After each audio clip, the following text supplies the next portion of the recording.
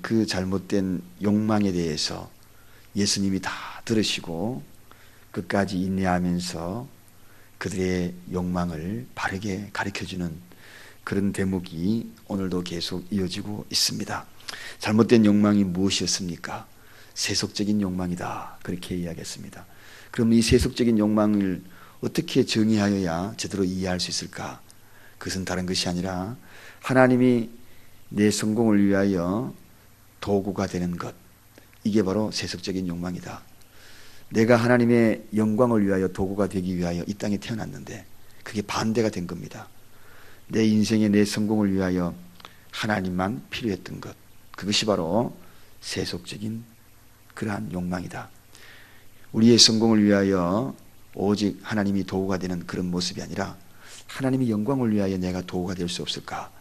이 질문을 던지면서 우리가 살아가야 되는 것이 인간의 본연이라 하는 말씀을 드렸습니다. 그 다음에 또 하나는 현실적인 욕망이라 그랬습니다. 현실적인 욕망이 뭡니까? 이 땅에 있는 것만 오직 추구하는 거죠.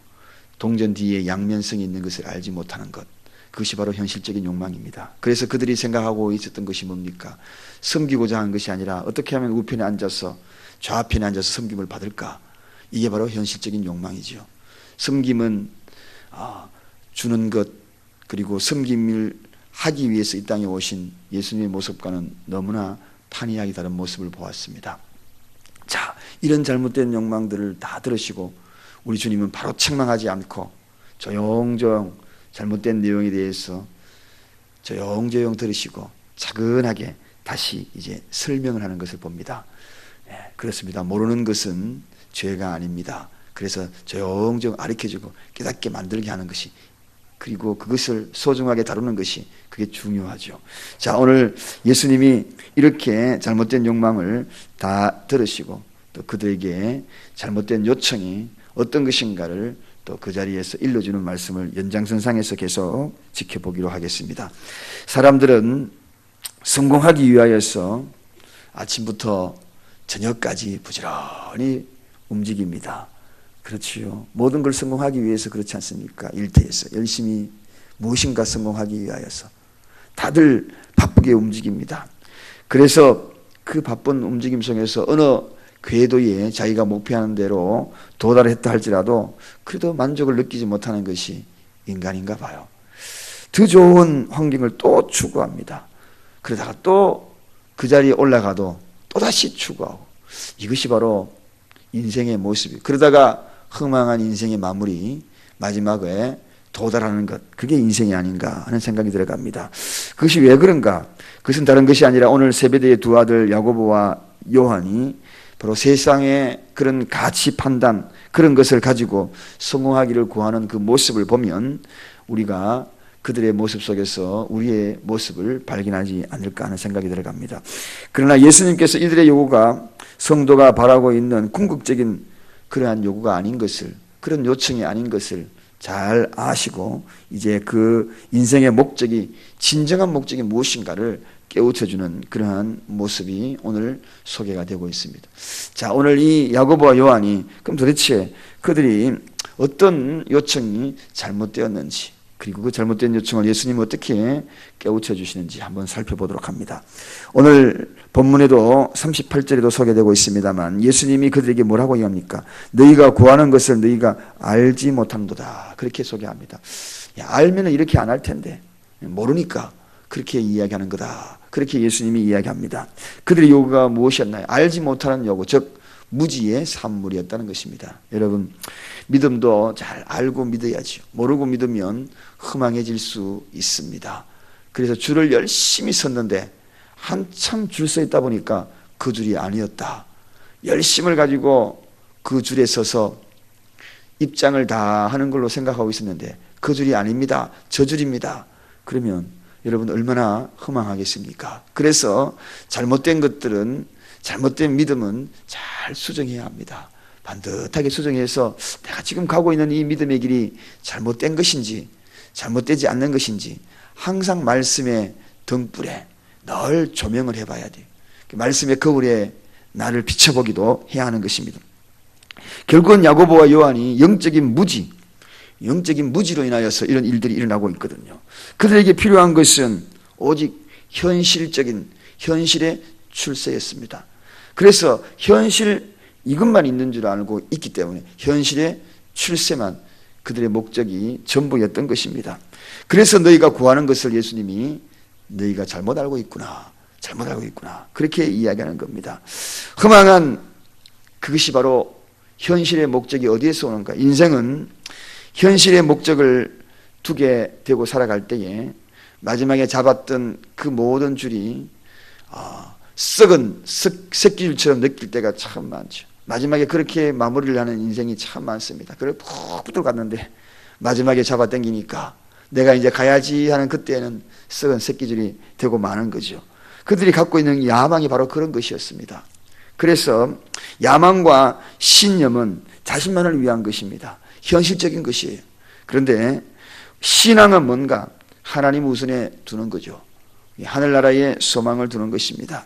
예수님은 언제나 이 땅에 오시면서 꼭 그의 목적이 하늘나라의 소망을 가지고 현실적인 것에 집착하지 않을 것을 늘 말씀하셨던 것을 보게 됩니다. 그래서 천국 비유에 대한 이야기를 성경에도 많이 기록한 이유 중에 하나가 바로 현실적인 욕망에 사로잡혀서 무지의 인생을 살아가는 인생들에게, 이것이 전부인 양 살아가고 몸부림치는 인생에게 또 다른 주님 나라가 있다, 하늘나라가 있다, 이런 이야기를 알려주는 것이 바로 예수님의 목적이었습니다. 세상의 왕국은 물리적인 힘에서 지배를 받고 있습니다. 그래서 사람들은 맹렬하게 권력을 사모하고 물질을 사모하고 또 그것에 집착하는 경우가 많지요. 그러나 하나님 나라에서는, 하나님 나라의 통치는 물리적인 힘이 아닙니다. 그것은 바로 사랑과 봉사인 거죠. 그래서 예수님은 사랑을 일러주는 겁니다. 섬김을 일러주는 거죠. 우리가 신앙생활을 하면서 성도가 되면서 궁극적으로 추구해야 되는 것은 권력에 군림하고 그리고 그것에 집착하는 것이 아니라 사랑, 그 사랑을 어떻게 이룰까? 헌신을 통하여 어떻게 하나님 나라를 확장해 나갈까? 이것이 하늘나라의 소망이 되는 성도와 그리고 제자들이 걸어가야 될 그 길이라는 것을 예수님이 깨우쳐주는 것입니다. 자, 그래서 그 길을 가기 위해서는 고난이 필요하다는 거죠. 여러분, 사랑을 실천하기 위해서, 헌신을 실천하기 위해서 다가오는 고난이 있다는 겁니다. 섬김을 받기 위하여서 하루아침에 얼렁뚱땅 우의정, 좌의정, 우편에 좌편에 앉는 것이 아니라 사랑을 실천하기 위한 그러한 과정들은 늘 고난이 있다, 아픔이 있다. 그래서 이 야고보와 요한은 면류관을 간절히 원했지만 그들에게는 섬기기 위한 십자가의 고난은 생각하지 않았다는 겁니다. 그래서 저와 여러분들이 언제나 생각해야 될 것이 있습니다. 하나님 나라에는 세상 나라와 달리 우리는 섬김이 있어야 되기 위하여서는 고난이 따른다. 그래서 고통이 있다. 그런 것을 감내하고 따르는 것이 이게 바로 하나님 나라다. 그 하나님 나라의 발걸음을 더뎠은 순간에 늘 면류관만 생각해서는 안 된다. 그 면류관을 이루기 위해서는 십자가의 길을 따르는 것이라는 것입니다.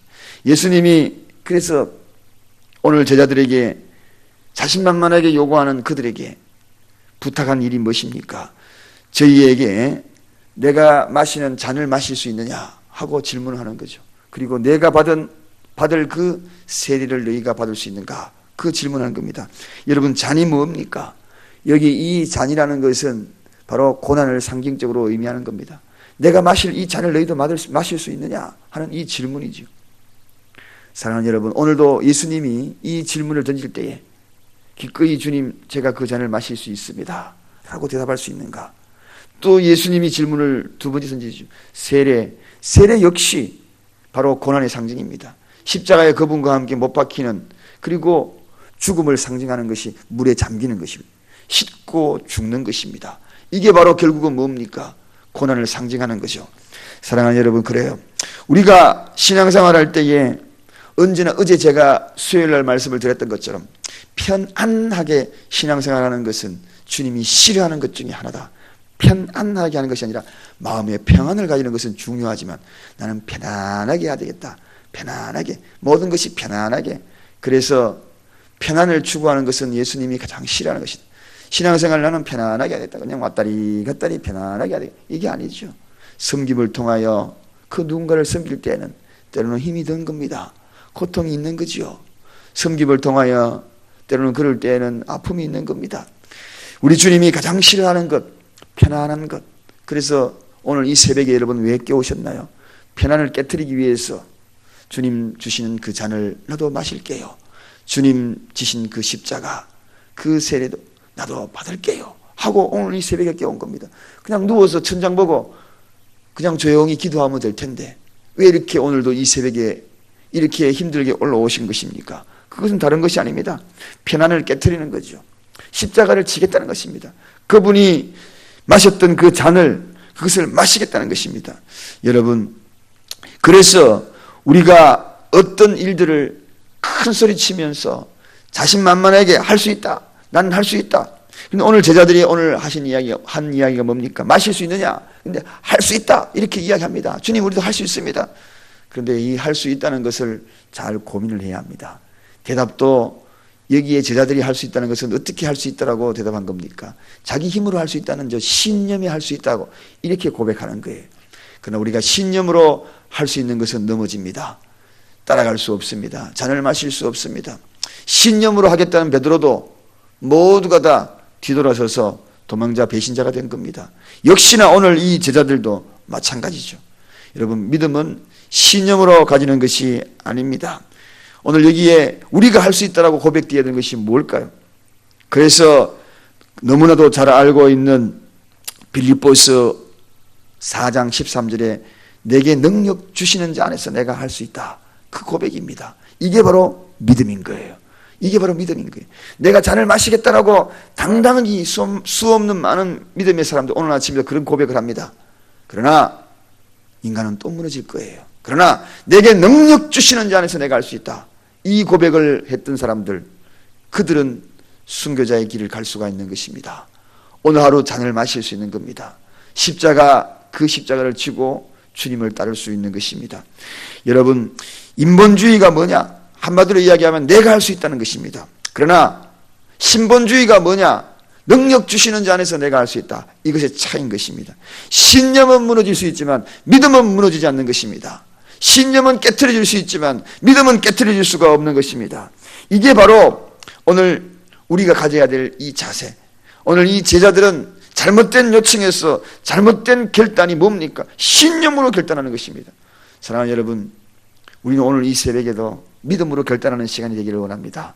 믿음은 이길 수 있는 거예요. 그래서 의인은 믿음으로 살리라. 신념으로 사는 것이 아닙니다.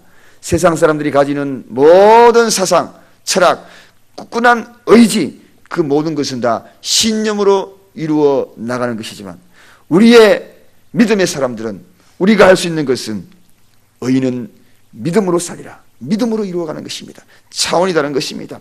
적극적인 사고도 신념으로 하는 것이 아니라 우리는 믿음으로 하는 것이고 성경적인 사고로 그것을 이루어가는 것입니다. 야고보와 요한이 여기서 깨우치는 거죠. 아, 그렇구나.